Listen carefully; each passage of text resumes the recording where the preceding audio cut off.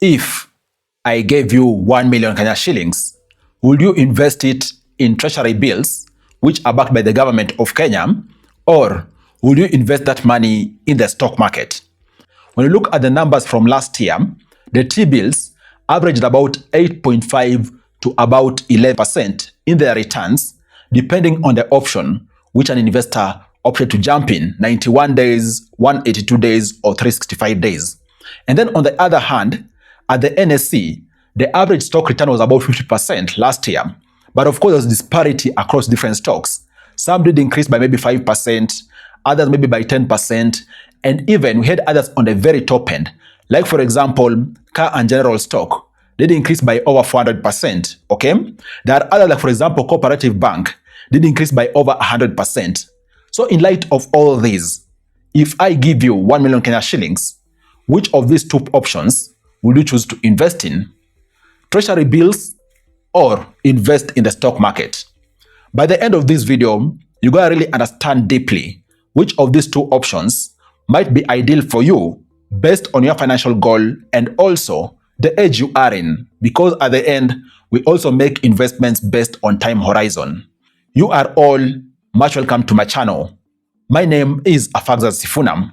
In case you are new here, kindly consider subscribing to this channel because I'm bringing you amazing videos about making money and investing each and every day. Thank you for subscribing and also dropping a like on this video. You might be sitting there wondering, why is this debate essential? As I've mentioned, we are comparing two interesting asset classes, okay? We are talking about treasury bills, which are backed by the government of Kenya. So that tells you they are secure. The default risk is close to nil, okay? And then we are also talking about the stock market, whose returns are very enticing. And just look at the numbers, for example. Last year, when it comes to T-bills, for example, the 91 days T-bills averaged somewhere between 8% to about 9.5% last year, okay? The option of 182 days averaged between 9% to about 10%, okay? And then the option for 365 days did average somewhere between 9.5% to about 11%. Those were the average returns of T-bills from last year. And then on the other side, when you look at the stock market rewarded investors in two ways. There is first and foremost from the price of shares going up, which is typically called share price appreciation. And then the second way, through dividends, okay? And of course, on share price appreciation, you can't really predetermine a given percentage you're gonna get.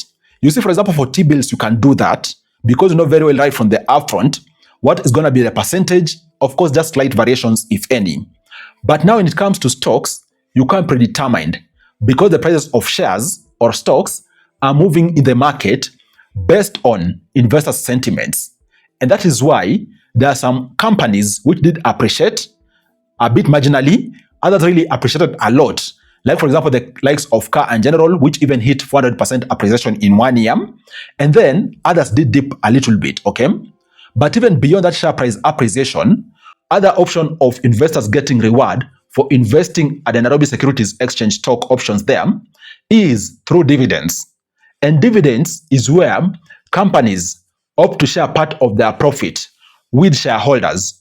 When the companies are computing their profit, maybe quarter on quarter or even at the end of the year, the board of directors of a given company might decide to shove aside a given percentage of their earnings to share with shareholders because shareholders are part owners of the company. So last year we had some interesting dividend payouts in the country. And of course, the companies leading the pack, of course, were the blue chip companies, most of them in the banking sector, some from manufacturing, talk about the company, like for example, all the main banks, they did have at least a dividend payout to shareholders. Other companies, like for example, BAT, okay, EABL, they did pay dividend. And on average, the dividend payout last year was about 8%. On the very high end, some companies, like for example, BAT and even Standard Bank, did have dividend payout upwards of 14%. That's basically dividend yield for last year. So that tells you there was a possibility of an investor enjoying both share price appreciation and payout on dividend, okay? So in light of that, when you look at outright return for last year, Treasury bills ensured security when it comes to the return, of course, and then on the other side, shares did avail the option of these two possible returns, okay? So there are those stocks or shares which of course by default did exceed the returns of the Treasury bills by way far, and some were within the margin. Now, let's compare the returns assuming you have 1 million Kenya shillings at hand. What will have been the return, for example, of you investing? Let me just take Treasury bills, assuming an average return of 10% per year, okay? And then on the other end, we talk about the stock market and even take a stock of, for example, a company like BAT. What will have been the return that you'll have gotten last year, assuming you put 1 million on Treasury bills for 365 days at 10% per annum, and then the other side, maybe another person puts 1M down on BAT stock. On the Treasury bills, you know the only return you're going to get is that interest or coupon, which is a 10%, which is predetermined, okay? So if you put 1 million, of course, the principal would have been 1 million, and then the interest or the coupon you'll have gotten would have been 10%, okay? So 10% yield will have given you 100,000.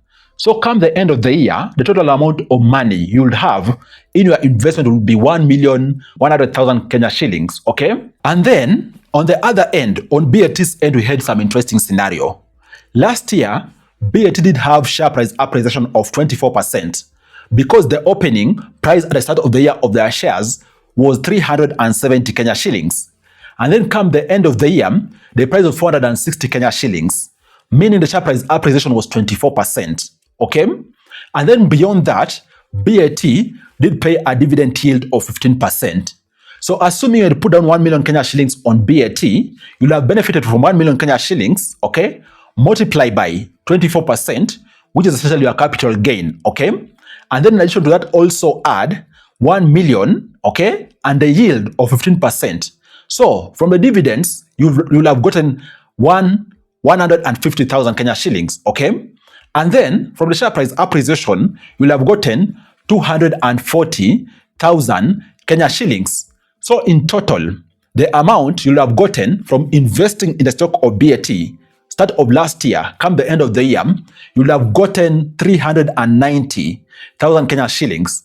So your total amount upon investment, we're talking about the returns and the principal, would have been 1,390,000 Kenya shillings. Now compare the two. On Treasury bills, you'll have 1,100,000, okay?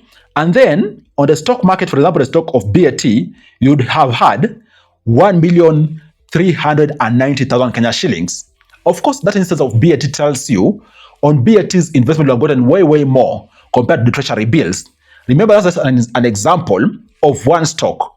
Of course, the earnings or the returns across different stocks will have varied, but that tells you the propensity of earning through stock investing would have been much higher for this sample of stocks, okay? And even just taking the average return of the market, even BAT didn't have anywhere near the average because last year, the average return in the Nairobi Securities Exchange was 52%, okay? Yet BAT's was 24% capital gain.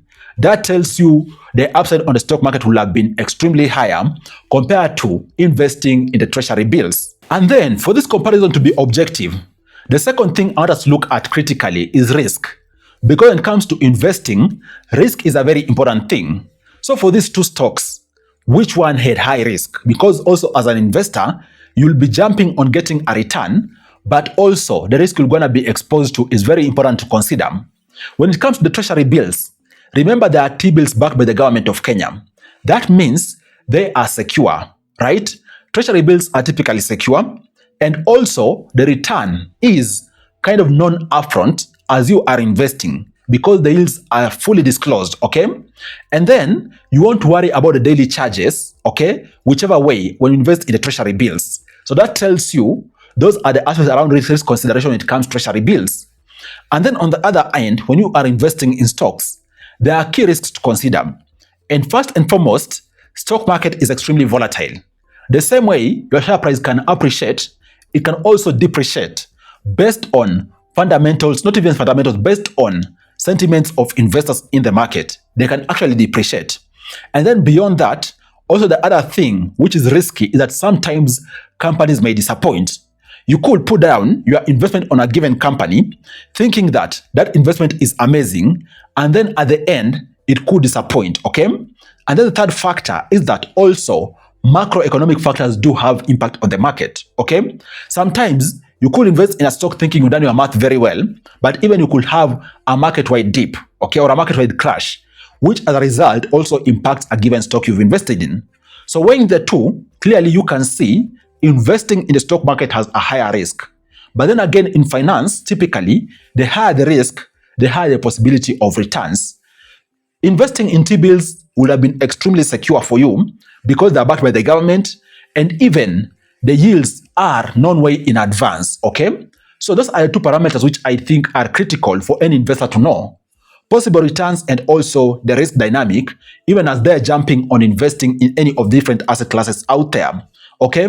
So based on what we've discussed, you can clearly see both of these investments have the option of giving you a return. In fact, passive income, whereby once you put your money down on a particular investment, you gotta just wait for it to materialize when it comes to investing in T-bills, because you want to be penalized for withdrawing your money early.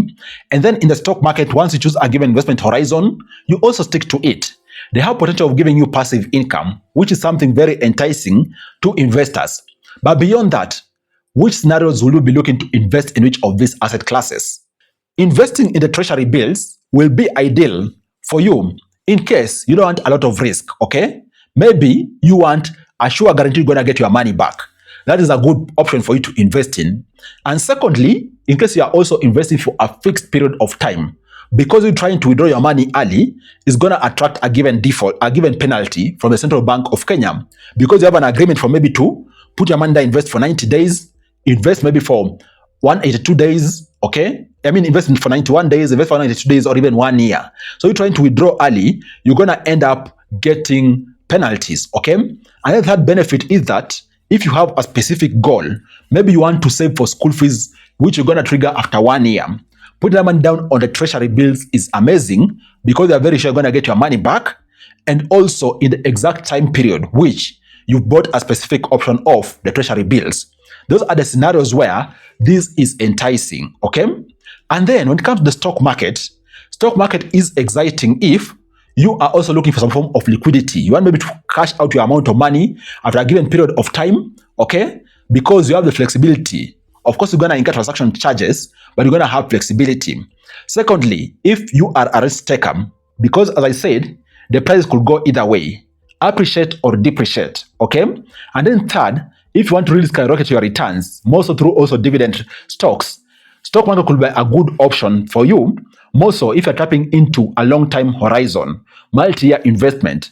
And if a company has been mature and paying dividends, chances are you're going to enjoy dividends. So based on all these, which of this option is ideal for which age? Typically, I normally start with the position that if you are young, okay, you can absorb risks. In case something goes out, you can still bounce back. Then it is good to go for somewhat slightly higher risk returns. Most of them look at, for example, stocks, even these growth companies, you can go for those because the upside is very high compared, for example, investing in Treasury bills. And also, in case things go south, you have the option of at least you have some time to recover, okay? You can again reinvest because you're going to be continuing to work, diversify your income, and again, come back again and invest. So in case you are young, it would be amazing if this is the only amount of money you have, maybe a good chunk of it put in the stock market, even as you diversify your portfolio, okay? And then if you are, for example, a bit advanced in age, maybe late 40s, 50s, you want security. So Treasury bills will be a good option for you so that you have capital preservation. Your capital is not at risk.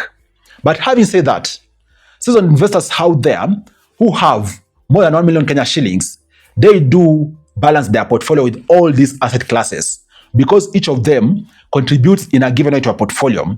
For example, in case you go 50-50 on both Treasury bills and investing in the stock market, yes, you're going to be tapping in those high risk kind of like investment while also trying to preserve your capital on a portion of your investment. So guys, I think both these investments are amazing. It just depends on what your financial goal is and also what you are looking at. What do you think about this video? In case it were you, Which of these two options will you invest in among these two asset classes?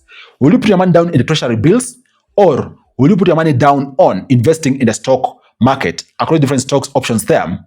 Comment down below. Let's continue discussing. Cheers, guys.